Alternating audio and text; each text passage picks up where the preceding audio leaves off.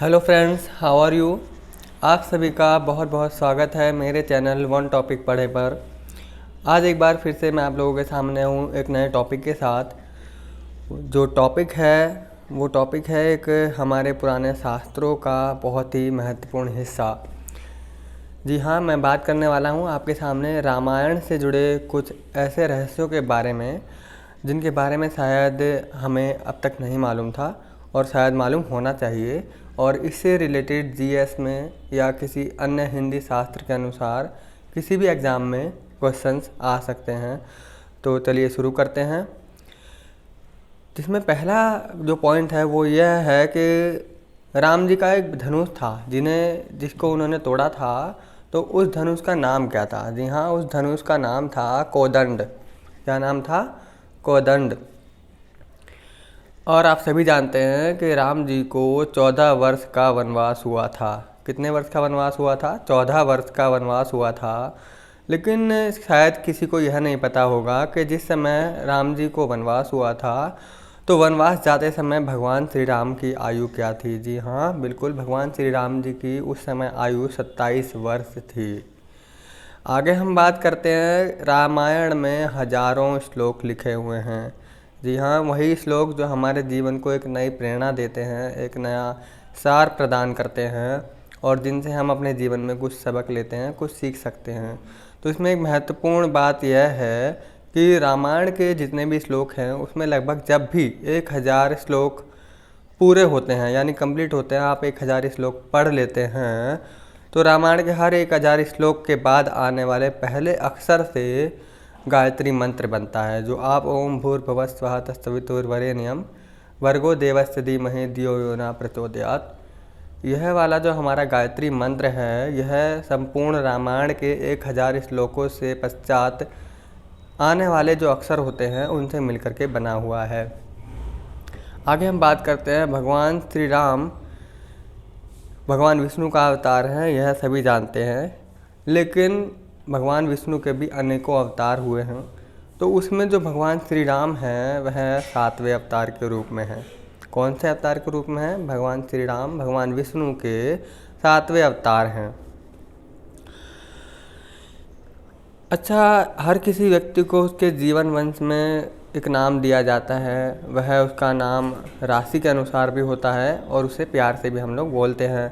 लेकिन जो भगवान श्री राम का नाम था, राम नाम रघुराज वंश। पुराने काल में राजाओं के वंश थे तो उस समय एक राजवंश भी हुआ करता था जिसके गुरु थे महर्षि वशिष्ठ। उन्होंने ही भगवान श्री राम को राम का नाम दिया था। अब आपकी बात बता दें, एक बहुत ही अच्छी और इम्पोर्टेंट वाली बात, भगवान श्री राम का जो अवतार था वो सामान्य नहीं था, वह एक अद्भुत अवतार था। क्योंकि उनको 14 कलाएँ आती थी। जैसे 14 कलाओं का क्या मतलब है? उन्हें तलवार चलाना या तीर कमान चलाना या शिकार करना या अन्य बहुत सारी ऐसी कलाएँ होती हैं जो पुरातत्व काल में हमें सिखाई जाती थीं। तो वह 14 कलाओं में विद्वान थे। और श्री कृष्ण जो भगवान थे हमारे, वह 16 कलाओं में विद्वान थे। लेकिन ऐसा जो है वो जानबूझकर किया गया था, क्योंकि रावण, जी हाँ, जिसका वध करके श्री राम अयोध्या लौटे थे। और इसी तथ्य में हम दशहरे के पश्चात आगे दीपावली का त्यौहार मनाते हैं। और दशहरा इसीलिए ही मनाया जाता है क्योंकि रावण का उस समय वध हुआ था, बुराई पर जो है वो अच्छाई की जीत हुई थी।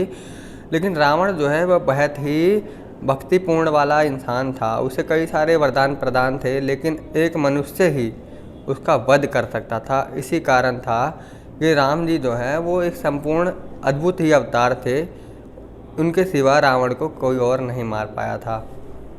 अब हम बात करते हैं भगवान विष्णु के 1000 नामों में। जी हाँ, भगवान विष्णु के जो 1000 नाम हैं उसमें राम जी का नाम जो है वो लगभग 394 यानी 394 के नंबर पर आता है। यानी आप समझ सकते हैं कि 393 नाम पहले अन्य जो उनके अवतार रहे हैं उनका रहा होगा। उसके बाद श्री राम जी का अवतार का नाम था राम, जो 394 नंबर पर आता है। एक और बात बता दें, पारिवारिक स्वरूप भी हर चीज़ में बहुत ज़रूरी होता है। तो रामायण के अनुसार, जैसा कि आप जानते हैं, भगवान श्री राम जो हैं वो कुल मिलाकर के 4 भाई थे, राम, लक्ष्मण, भरत, शत्रुघ्न। लेकिन साथ ही साथ यह बहुत ही कम लोगों को पता है कि उनकी एक बहन भी थी जिसका नाम शांता था।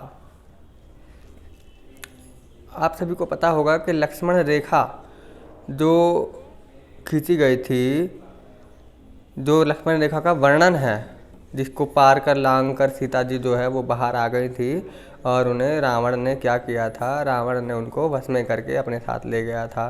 तो लक्ष्मण रेखा जो है वो एक प्रकरण का वर्णन है जो कि वाल्मीकि रामायण में नहीं है। लंका पहुंचने के लिए आप सभी को पता है कि समुद्र पर राम जी का नाम लिखकर पत्थरों से एक पुल बनाया गया था। उस पुल तक लंका पहुंचने के लिए समुद्र पर राम सेतु निर्माण का पुल बनाया गया था, जिसे निर्माण करने में लगभग समय की अगर हम बात करें तो 5 दिन का समय लगा था। राम जी के अनुज यानी लक्ष्मण सीता मैया और भगवान श्री राम की रक्षा करने के लिए 14 वर्ष के वनवास में एक दिन भी नहीं सोए थे, इसलिए उनका नाम जो है गुडाकेश भी रखा गया है। तो यह थी हमारी कुछ रामायण से जुड़ी हुई काफ़ी अच्छी तथ्य और जानकारी वाली बातें जो शायद हमारे किसी एग्ज़ाम में भी आ सकती हैं और बार बार पूछी जा चुकी भी हैं। तो आप सभी को होप सो यह वीडियो पसंद आई होगी, तो प्लीज़ इस वीडियो को लाइक, शेयर एंड सब्सक्राइब करना ना भूलें।